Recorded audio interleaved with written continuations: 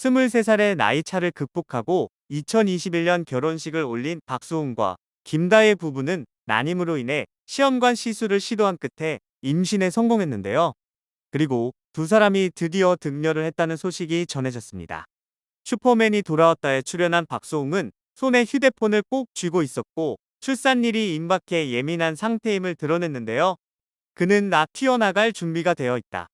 정말 아기가 우선이다라고 말하며 다소 긴장한 모습을 보였습니다. 제이슨이 아기 태어날 날이 얼마 남지 않아서 호르몬이 요동치는 것 같다며 농담을 건네자 박수홍은 머쓱한 표정으로 그런가? 요즘 제정신이 아닌 것 같다고 고백해 웃음을 자아냈는데요.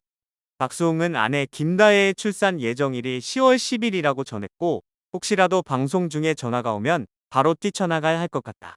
괜찮겠냐며 양해를 구했습니다. 이 장면 이후 화면에는 그런데 그것이 실제로 일어났습니다라는 자막과 함께 급히 뛰어나가는 박수홍의 모습이 그려졌는데요. 아기 울음소리가 들렸고 다음 주 방송에서 전보기의 출생 순간이 공개될 것을 예고해 시청자들의 기대감을 키웠습니다. 앞서 10월 5일 박수홍의 유튜브 채널에는 이제 곧 임신 40주 차인데요. 출산 임박한 임산부의 일상이라는 제목의 영상이 게재됐는데요. 출산 전 마지막 검사를 하러 온 박수홍, 김다혜 부부였습니다. 김다혜는 오늘 자연분만 할지 제왕절개할지 확실하게 정해야 한다. 나는 자연분만을 원하는데 40주 넘기기는 싫다. 근데 또 제왕절개하기도 싫다. 아기가 안 내려왔는데 억지로 유도분만해도 잘 안 된다더라. 결국 고생은 고생대로 다 하고 제왕절개하게 된다더라. 오늘 검사 결과에 따라 상황을 보고 제왕절개를 할지 자연분만을 할지 최종 결정을 내려야 할 것 같다고 밝혔는데요.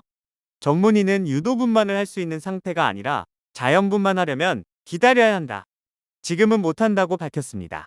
진료를 받고 나온 김다혜는 39주엔 나오길 바랐는데 가능성이 거의 없다더라.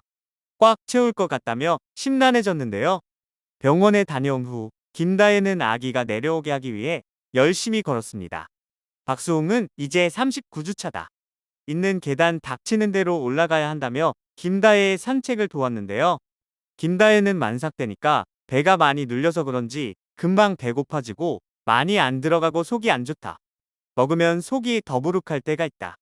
잘 때 무조건 역류성 식도염이 있다고 토로했습니다.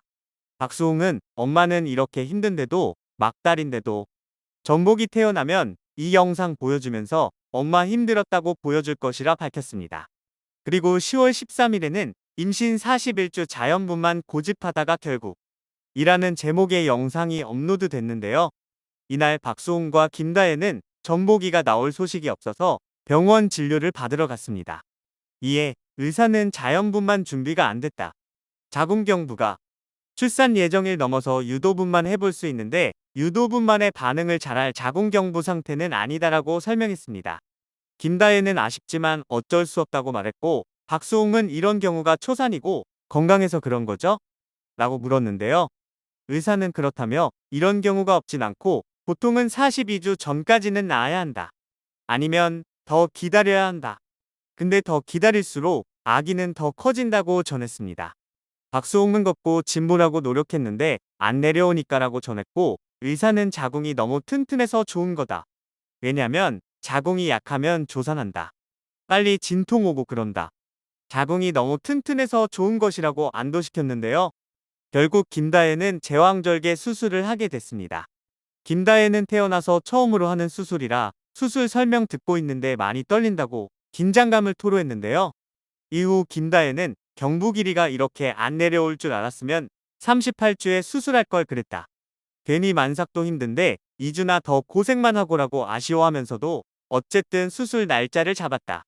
떨리긴 하는데 요즘은 반 이상이 다 수술로 하신다니까라고 말했습니다. 박수홍 역시 현대의학을 믿어봐라. 너무 잘해주실 거다라고 글을 다독였습니다. 예정일 하루 전 김다혜는 만삭의 몸을 이끌고 만삭도 이제 아니다. 지났다 그냥 휴일에 뭐하느냐. 수다 부부는 행사를 가고 있다고 말했는데요. 박수홍은 내일이 예정일인데 왜 이렇게 따라오냐고 걱정했고 김다혜는 매니저 없이 혼자 일하는 남편이 너무 짠해서 안산 페스타 슈퍼콘서트 사회를 보러 가고 있어서 제가 옆에서 서포트를 해드리려고 가고 있다고 밝혔습니다. 박수홍은 서포트 안 해도 되는데라고 만류했지만 김다혜는 전보기가 신기한 게 엄마 아빠 바쁜 일정 딱 끝나는 그 주에 만나게 됐다. 오늘도 행사가 잡혀 있어서 오늘 전보기가 나오면 어떡하나 했는데 이것까지 다 하고 만나자고 한다. 엄마 아빠 일은 하고 만나야지 이런 느낌이다라고 설명했는데요. 행사장에 도착한 박수홍은 우리 열심히 돈 벌어서 우리 보금자리 예쁜 곳에서 행복하게 삽시다라고 말했습니다. 특히 무대 위에서 그는 정말로 너무 떨리고 의미 있는 날이다. 제 아이가 이제 며칠 있으면 태어나는데 여러분 꼭 결혼하세요. 너무 행복합니다며 김다혜만을 위한 이 맘 다해 무대를 꾸몄습니다. 이어 김다혜 앞에 무릎 꿇으며 세레나데를 불렀고 관객들의 환호 속에서 아무것도 못해줘서 미안하고 고맙다. 제가 프로포즈도 못했는데 여기서 하네요라고 감격을 표했는데요. 행사가 끝난 후 김다혜는 5시간 동안 행사하고 집에 간다. 너무 고생 많았다. 제왕절개 잘하고 올게요. 이제 출산하러 갑니다라고 인사했습니다. 박수홍은 마지막까지 너무 고생했다 고맙다. 전보가 수고했다고 말했고 김다혜도 전복이 10개월 동안 고생 많았다고 배를 쓰다듬었습니다.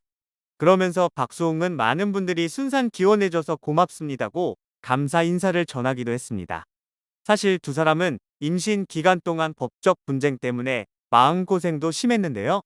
지난 9월 25일 진행된 박수홍 친형 부부의 특정경제범죄 가중처벌 등에 관한 법률 위반 혐의 항소심 3차 공판에는 세무사 A씨가 증인 자격으로 참석했습니다. 이 세무사는 앞서 1심 당시에도 증인 신문에서 박씨 부부 변호인으로부터 책임 추궁과 말꼬리 잡기 못지않은 세세한 부분에 관련한 질문에 답하느라 혀를 내두른 적이 있었는데요. 나아가 박씨 부부 측은 사실조회 신청을 통해 박수홍이 피고인들로부터 현금을 받은 적이 없다고 하는데 증인 신문 때 제시한 바와 같이 현금이 다량 전달된 것은 객관적인 자료로 드러나는 부분이고 등기부등본을 봤을 때 김다혜가 20대 후반의 나이로 12억 5천만 원에 이르는 부동산을 취득한 경위에 대해서 의문이 있다. 이것이 박수홍이 현금으로 취득한 것이 아닌가라는 차원에서 의문을 갖는 거다. 만약에 현금을 김다혜가 박수홍으로부터 현금을 받은 이력이 있다고 한다면 그 현금이 피고인들이 건네주는 현금일 가능성이 매우 크고 범죄 성립 여부가 양형에 있어서 중요한 건이라 생각된다라고 주장하기에 이르렀습니다.